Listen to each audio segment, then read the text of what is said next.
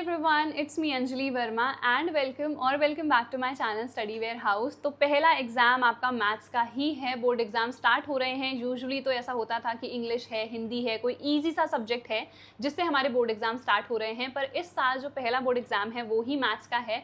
तो मैथ्स के लिए तो यार बहुत अच्छी प्रिपरेशन होनी चाहिए, क्योंकि आपको पता है पहला ही बोर्ड एग्ज़ाम अगर बहुत अच्छा चले जाए ना तो बाकी के जो बोर्ड एग्ज़ाम्स होते हैं वो भी बहुत बढ़िया जाते हैं। तो कैसे प्रिपेयर करना है फॉर मैथ्स आज की इस वीडियो में मैं आपको बताने वाली हूँ। आई नो आखिरी के 3 ही दिन रह गए हैं और आखिरी के 3 दिन ही सबसे ज़्यादा मैटर करते हैं कि लास्ट 3 डेज में आप कैसे पढ़ रहे हो, कैसे प्रिपरेशन कर रहे हो।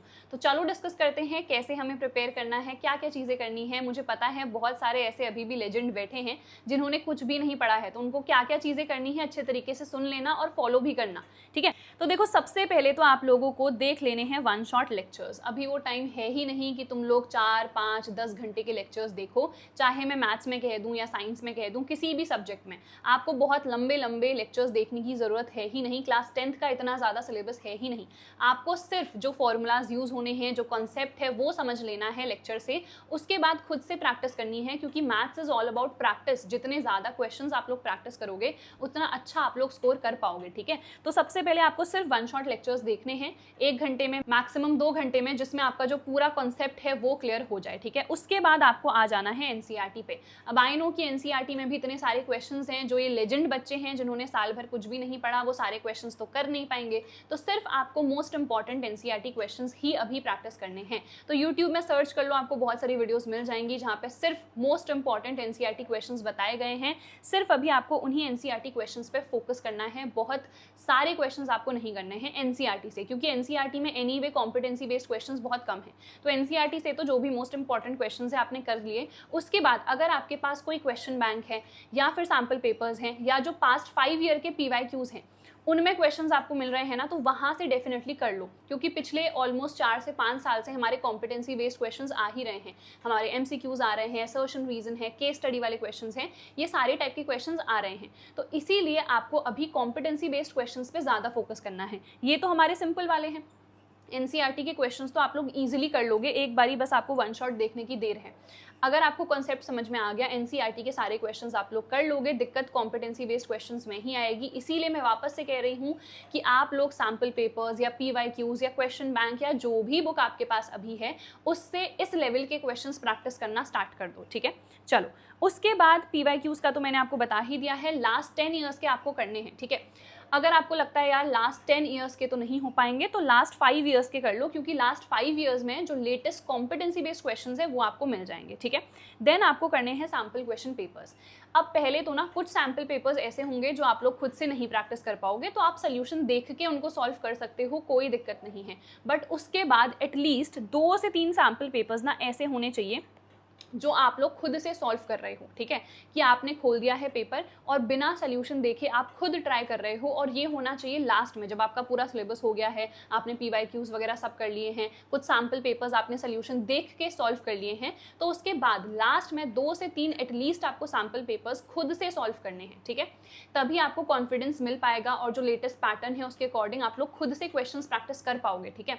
और देखो, पहला बोर्ड एग्जाम है आई नो, तो आंसर प्रेजेंटेशन का थोड़ा सा मैं आपको बता देती हूँ कि जो भी ऐसा सेक्शन है ना जिसमें आपको मैक्सिमम क्वेश्चंस आते हैं, आपको अभी उसी से स्टार्ट करना है।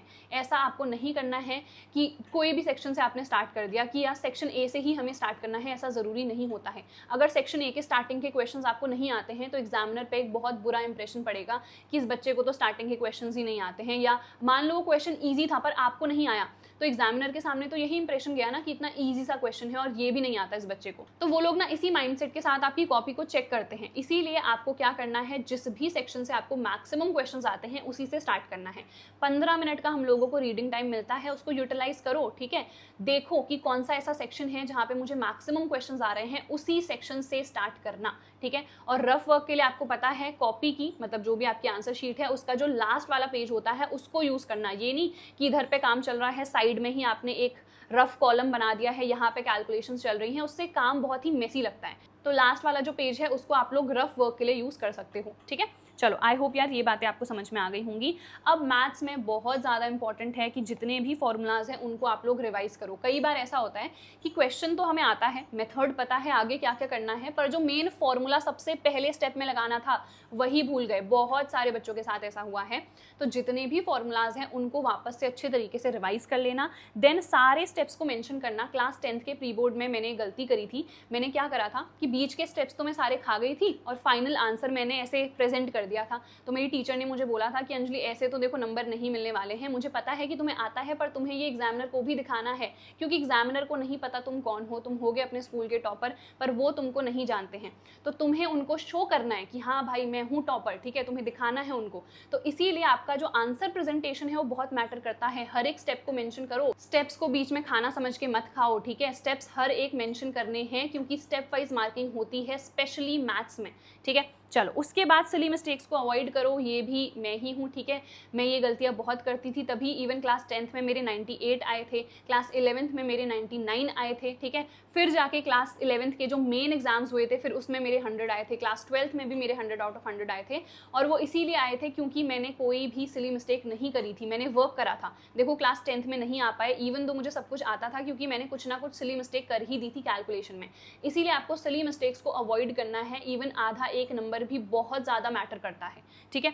उसके बाद practice is very very important maths में। तो जहाँ से भी क्वेश्चंस मिल रहे हैं, देखो एनसीईआरटी का तो मैंने बता दिया, सारे क्वेश्चंस नहीं करने हैं, जो मोस्ट इंपॉर्टेंट है अभी आपको सिर्फ उनको ही प्रैक्टिस करना है। उसके अलावा कॉम्पिटेंसी बेस्ड क्वेश्चंस भर भर के प्रैक्टिस करने हैं। जो भी बुक आपको मिल रही है ना उससे कर लो। प्रायोरिटी किसको देनी है, तो पीवाईक्यूज को प्रायोरिटी दो सबसे पहले, क्योंकि मैक्सिमम क्वेश्चंस तो रिपीट होके ही आते हैं और आपको वो इस साल के पेपर में भी डेफिनेटली मिल जाएंगे। उसके बाद कोई भी क्वेश्चन बैंक आपके पास है या सैम्पल पेपर्स हैं या एग्जाम्पलर हैं, जो भी बुक आपके पास है वहाँ पर से आप लोग क्वेश्चंस प्रैक्टिस करना स्टार्ट कर दो। बट प्रैक्टिस करो, practice makes a man perfect. I know कि अभी टाइम कम है प्रैक्टिस के लिए, पर जितना भी टाइम है उसमें जितनी प्रैक्टिस तुम लोग कर सकते हो उतनी करो, ठीक है। तो हर एक चीज़ मैंने बता दी है, स्पेशली आंसर प्रेजेंटेशन के लिए, क्योंकि पहला एग्जाम है तो आपको पता होना चाहिए आंसर्स कैसे प्रेजेंट करने हैं। जिस भी सेक्शन के सबसे ज़्यादा क्वेश्चन आते हैं उसी से आप लोग स्टार्ट करना। एक क्वेश्चन जब आपका हो गया है कंप्लीट तो 2 लाइन छोड़ना, उसके बाद ही नेक्स्ट वाला जो क्वेश्चन है उसको स्टार्ट करना। रफ वर्क हमेशा आपको एंड में ही करना है, ठीक है। ये नहीं कि साइड में ही चल रहा है, बहुत ही अजीब सा काम लगता है, एकदम नीट एंड क्लीन नहीं रहता है वो, ठीक है। तो नीट एंड क्लीन काम बहुत इंपॉर्टेंट है और अच्छे तरीके से लिखना। ये नहीं तुम एक्स लिख रहे हो तो उसको पता नहीं ऐसे ऐसे क्या बना दिया कि कुछ दिख ही नहीं रहा है। तो प्रॉपरली यार हैंड राइटिंग पे भी थोड़ा सा फोकस करना कि एग्जामिनर को समझ में तो आए कि तुम लोग क्या लिख रहे हो, ठीक है। सो दैट इज इट यार। आई होप इस वीडियो से आप लोगों को बेनिफिट मिला होगा, और अगर मिला है तो please like this video, share this video with your friends. और अगर अभी तक आप लोगों ने चैनल को सब्सक्राइब नहीं करा है तो जल्दी से कर लो, क्योंकि एक बार आपका जो मैथ्स का एग्जाम है वो फिनिश हो जाए उसके बाद हम लोग बहुत अच्छे तरीके से साइंस की प्रिपरेशन करने वाले हैं इस वाले चैनल पे। So that is it. हम लोग मिलेंगे हमारी अगली वीडियो में, तब तक यार अपना ख्याल रखना, अच्छे तरीके से पढ़ते रहना, and all the best for your first board exam. I hope कि आप सभी लोग बहुत अच्छा स्कोर करो, एंड हम मिलेंगे हमारे अगले वीडियो में यार। तब तक all the best, bye bye.